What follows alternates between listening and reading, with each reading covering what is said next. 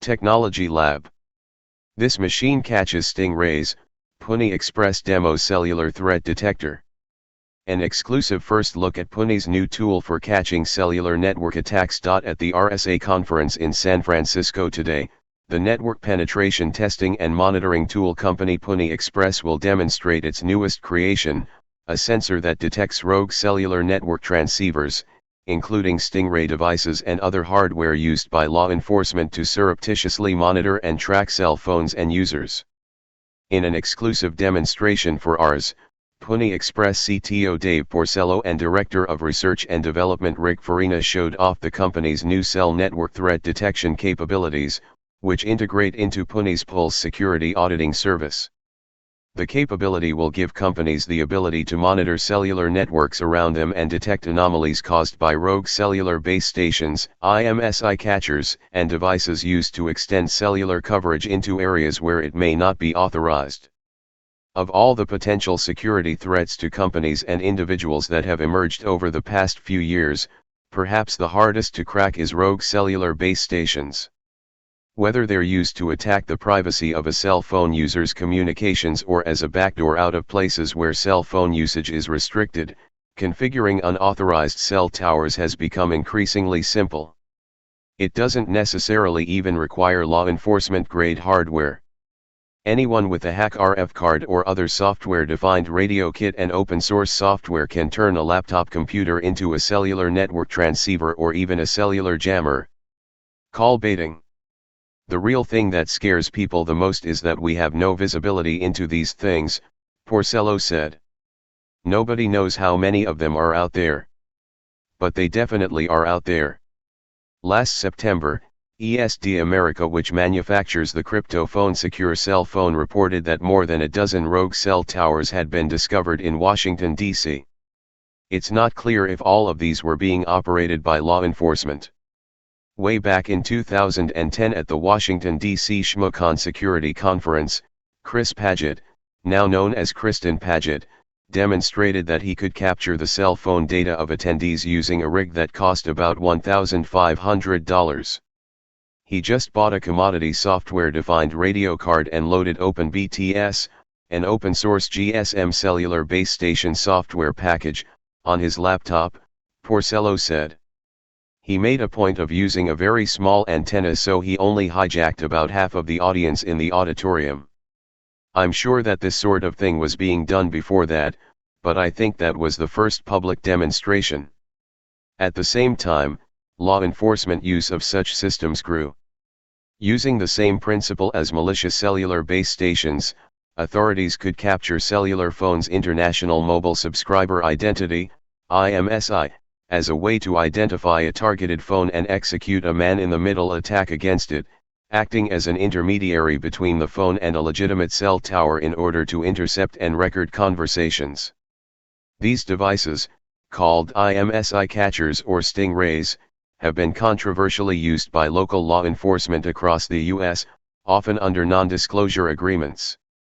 Another threat faced by companies in highly regulated industries is the unauthorized use of microcells or femtocells, small base stations often sold by cell carriers to extend cellular network coverage in places where towers might not have coverage. If a company is trying to prevent personal cell phone usage within a facility through passive means, for example, an employee might plug a femtocell base station in at their desk to make outbound calls that aren't through the company's call logging system. This also introduces the potential threat of cellular jamming by someone seeking to block service for malicious reasons.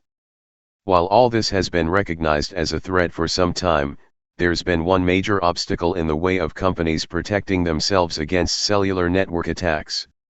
Until now, using hardware that could detect such networks would break federal law. There are already some tools available to detect IMSI catchers such as Snoop Snitch, an Android application that can warn a phone user of suspicious cell tower signals that might indicate an IMSI catcher or rogue base station. But other tools available to detect the full spectrum of potential cellular threats are largely restricted to government customers, and many carry 6-digit price tags. It's actually real easy to make something that can do this but can only be used by government or law enforcement, said Farina. but so many people have these problems and no way to solve them. If you've got a good-sized company, you're absolutely a target for somebody setting up a small base station and grabbing your data, pretty cheaply. Setting a watchman. Pwnie's cellular threat detection capability is based on FCC-certified cellular transceiver hardware, and it will be integrated into the company's PWN Pro network sensor line, the corporate version of the PWN plug. A 4G cellular transceiver is integrated directly into the device. What we're focusing on is the malicious use of cellular. A handful of specific things we can detect passively now, said Porcello. And there will be a lot more by the time we ship. He added that the rule sets used for identifying some of the potentially malicious behaviors are pretty rudimentary at this point, and additional work will be required to tune out false positive alerts. But the rules are good enough now to detect rogue and malicious cellular base stations and IMSI catchers and interceptors with some reliability. Based on our testing so far, we have some good data to zero out false positives, Farina said. We're looking for a couple of things right now that we think are reasonable to infer. The cellular threat detection system looks at a number of factors to determine whether a cellular base station is of concern. Unauthorized or unknown cell providers. The mobile network code, MNC, and mobile country code, MCC, of the base station and the frequency range they provide service on could be indicators of someone running a rogue base station. They could be from unknown carriers, carriers not authorized to operate in a certain area, or an operator that is suddenly offering something that shouldn't be available, Farina said. Anomalous or suspicious base stations. Signal strength variation could indicate a base station has moved or changed its transmitting power.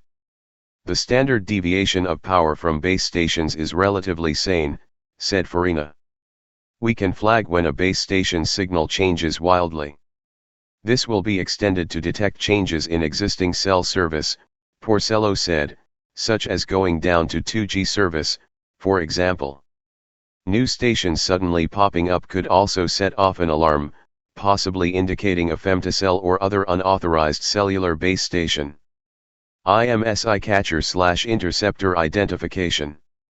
This is based on whether a base station is advertising itself as a major carrier but provides only 2G service, the surest sign someone is trying to intercept cell data. Rogue or malicious cellular base stations based on open source software. One of the rule sets in the current capability can detect 8 default base station configurations, indicating someone is configuring a cellular base station as a gateway for phone calls or for malicious purposes. Reach out and punch someone. Cellular base stations aren't the only mobile network-based attack vector faced by many companies. Cheap and readily available GSM-based devices have found their way into a number of criminal activities. You're seeing all sorts of rogue devices moving to GSM, Porcello said. Hackers and criminals are taking advantage of this like crazy because they know you can't legally monitor them. Porcello cited credit card and ATM skimmers as an example.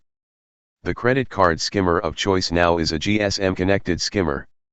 You don't have to be near it and never have to collect it, it can just dump all the credit card numbers by SMS message back to a throwaway phone number.